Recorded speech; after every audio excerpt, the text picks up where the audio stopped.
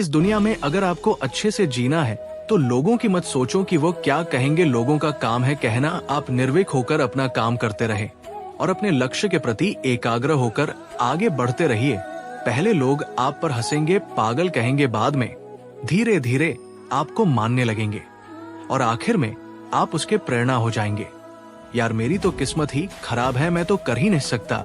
ऐसा विचार मन से निकाल दो। आप में असीमित क्षमताएं हैं, आप सब कुछ कर सकते हैं। खुद पर भरोसा करना सीखो। आत्मविश्वास जिस व्यक्ति का उच्च स्तर का होता है वो तरक्की के नए कीर्तिमान रचता है। अपने को किसी से कम मत समझो। अक्सर हम दूसरों को देखकर अपने लक्ष्य निर्धारित करते हैं और दूसरों को देखकर उनके जैसा बनने की कोशिश करते हैं। हमें हमेशा एक बात याद रखनी चाहिए कि हर एक व्यक्ति की योग्यता और क्षमता अलग अलग होती है और हर एक का सोचने का, समझने का स्तर भी अलग अलग होता है। हो सकता है जो आपका दोस्त कर सकता है वो आप ना कर सके, क्योंकि आपके दोस्त की क्षमता और योग्यता अलग है। अगर आपको भी अपने दोस्त जैसी गतिविधि करनी है तो अपने अंदर आपको उन क्षमताओं का विकास करना होगा। अक्सर हम लोग चिंता में इतना डूब जाते हैं कि जीना ही भूल जाते हैं, पर हमें चिंता नहीं, चिंतन करना चाहिए। ज्यादा चिंता चिता समान होती है। हमें ये सोचना चाहिए कि हम समस्या का निवारण कैसे कर सकते हैं। दोस्तों, रोते हुए इंसान अच्छा नहीं लगता। रोना कमजोर लोगों की निशानी होती है। चेहरे पर मुस्कान होना चाहिए। आपको ये बात याद रखनी चाहिए कि आपकी कमजोर कड़ी अगर लोगों के सामने आ जाती है तो फिर ये चीज आपके लिए सबसे बड़ी दर्दी बन जाती है। हमारे अंदर बड़ी ही अजीब बीमारी होती है, वो ये कि जो हम लोगों के बारे में सोचने लगते हैं वही हम उन्हें मान बैठ।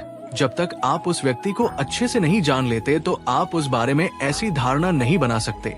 आपको किसी व्यक्ति को जानना है तो उसके साथ आपको समय बिताना पड़ेगा।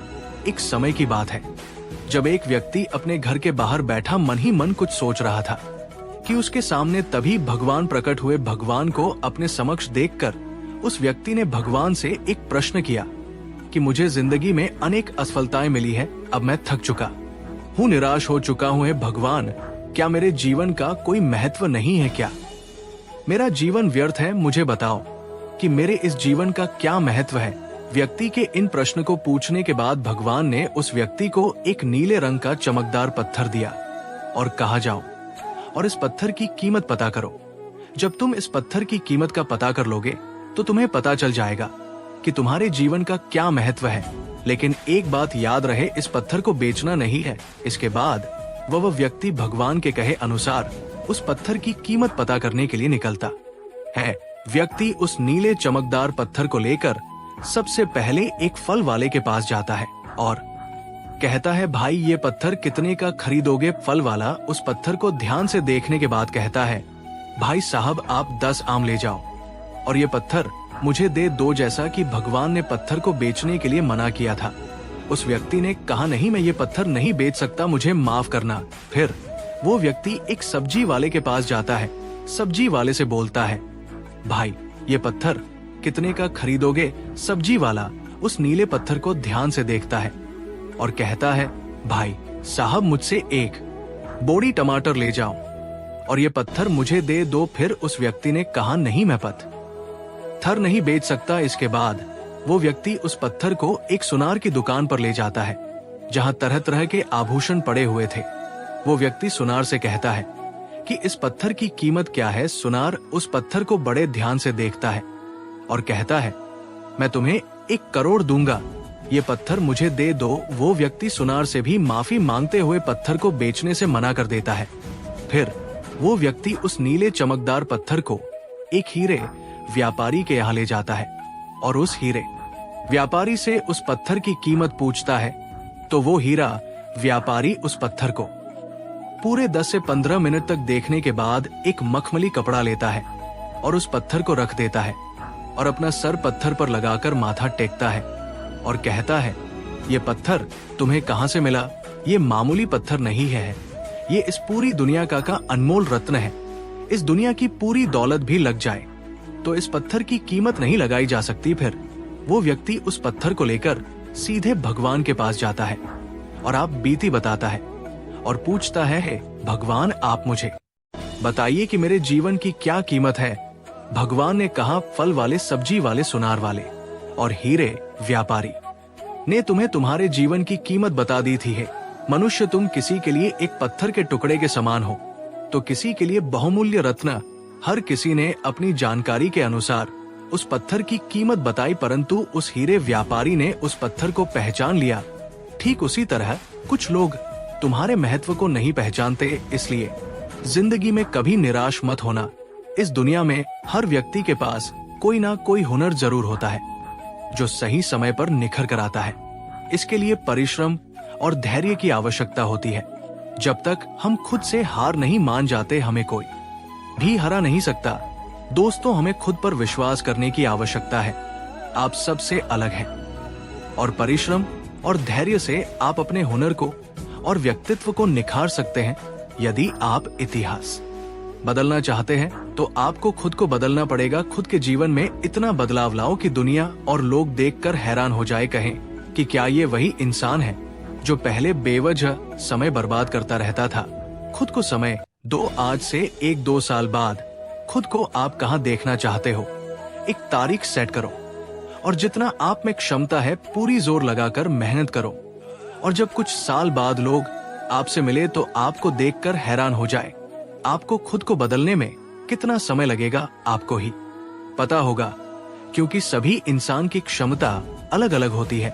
इसलिए आप अपनी क्षमता के अनुसार मेहनत करें। जब आप अपने जीवन के हर पहलू में छोटी सी छोटी चीज और बड़ी सी बड़ी चीज में बदलाव लाएंगे तो आपकी व्यक्तित्व खुद ही बदल जाएगी। और जब आप खुद को देखोगे तो खुद को पहचानने से इनकार कर दोगे और सोचोगे कि मैं पहले क्या था और अब मैं क्या हो गया हूँ। तो अब वो समय आ गया है कि लोगों को और पूरी दुनिया को आपको गलत साबित करना है और अपनी अहमियत दिखानी है। और इसके लिए आपको खुद ही बदलना पड़ेगा। ये बिल्कुल मायने नहीं रखता कि आपने अभी तक अपने जीवन में क्या किया था। आपने अभी तक अपने जीवन में कितनी असफलताएं देखी। अब भी समय है, खुद को बदल डालो। एक बहुत ही प्रसिद्ध कहावत है, समय रहते आपको संभल जाना चाहिए और आपको पता होना चाहिए कि आपको क्या करना है। नहीं तो बहुत देर हो जाने के बाद समय निर्धारित करेगा कि आपको क्या करना पड़ेगा। अब आपको अपने लिए स्वार्थी बनना पड़ेगा। पहले आप लोगों के हर काम के लिए हाँ बोलते थे, कहीं जाने को कहे तो तुरंत कहते थे। इन आदतों को अब बदलना पड़ेगा। अब वक्त आ चुका है ये सभी चीज बदलने का और खुद के बारे में सोचने का। अपने करियर के बारे में सोचो, अपने भविष्य के बारे में। जब आप लगातार पूरी ईमानदारी के साथ मेहनत करेंगे तब आपका लक्ष्य आपके करीब आता जाएगा, चाहे लक्ष्य कितना भी बड़ा क्यों ना हो। एक छोटे से गांव में एक व्यक्ति रहता था जो हमेशा बदलाव और सुधार की बातें करता था, लेकिन उसे ये समझ नहीं आता था कि शुरुआत कहां से करें। उसका सपना था कि अपने गांव को खुशहाल और संपन्न बनाए, लेकिन वो सोचता था कि वो अकेले क्या क्या कर सकता है। एक दिन वो तालाब के किनारे बैठा था। उसने देखा कि तालाब में एक एक बूंद पानी टपक रहा था और धीरे धीरे तालाब का स्तर बढ़ रहा था। क्या ये संभव है कि बूंद बूंद से तालाब भर जाए? ये सवाल उसके मन में गूंजता रहा। उसने उसी दिन फैसला किया कि वो छोटे छोटे कदम उठाकर अपने सपनों की ओर बढ़ेगा। सबसे पहले उसने अपने घर को साफ सुथरा रखा। उसके बाद उसने गांव में गली में झाड़ू लगाना शुरू किया। शुरुआत में लोग उसकी हंसी उड़ाते थे, लेकिन धीरे धीरे कुछ और लोग उससे जुड़ने लगे। फिर उसने गांव के बच्चों को पढ़ाना शुरू किया।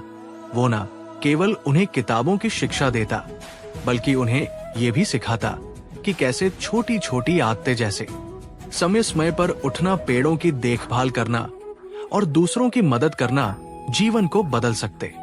कुछ महीनों के भीतर गांव में बदलाव दिखने लगा। गंदगी कम हो गई, बच्चे पढ़ाई में आगे बढ़ने लगे और लोग एक दूसरे की मदद करने लगी। वो व्यक्ति समझ गया कि बड़े बदलाव की शुरुआत छोटे छोटे बूंदों से ही होती है। उस दिन तालाब के किनारे बैठकर उसने आसमान की ओर देखा और मुस्कुराया। उसने महसूस किया कि हर छोटा कदम, हर छोटी बूंद मिलकर एक बड़ा बदलाव लाती है। इस कहानी का क्या संदेश है? यदि आप अपने जीवन और समाज में बदलाव लाना चाहते हैं तो शुरुआत छोटी छोटी चीजों से करें, तभी आप आगे बढ़ सकते हो। दोस्तों, इस वीडियो में बस इतना ही। मिलते हैं अगली वीडियो में, अपना ख्याल रखिएगा। जय श्री कृष्णा।